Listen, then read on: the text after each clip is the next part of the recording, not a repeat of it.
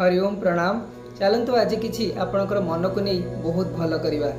आपण ये जो चित्र देखुंट ए तीनोटी भाव परिप्रकाशित होती। यही तीनोटी भाव भितर आपण जेकोसी गोटे भाव को बाछि नियंतु। आपण किछि भी बाछि पारिबे। आपण दुखी अछंती, आपण रागिचंती या तो आपण डरी जाइचंती। या भितर जहाँ सहित आपण बेसी समानता अनुभव करुचंती ताको बाछि नियंतु। बहुत बढ़िया।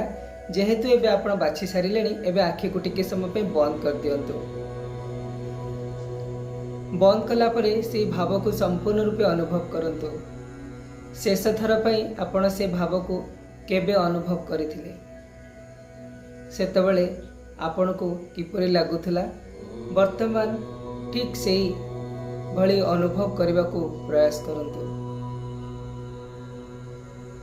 कौन पे आपण यही भावटी को एबे चयन करिसेंती निजे निजको पचारंतु एवं जो भावटी को आपण चयन करिसेंती तारी सहित किछि समय रहिबा को प्रयास करंतु।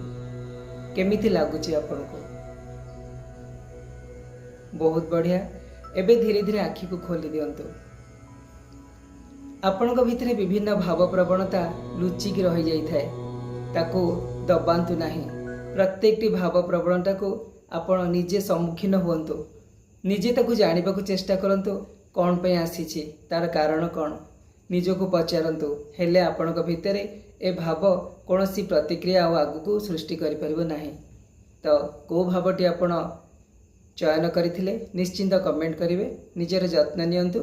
यदि अधिक आ विषय जानिबा को चाहउचंती निश्चिंत आम सहित जोड़ी हेबे। जय श्री जगन्नाथ।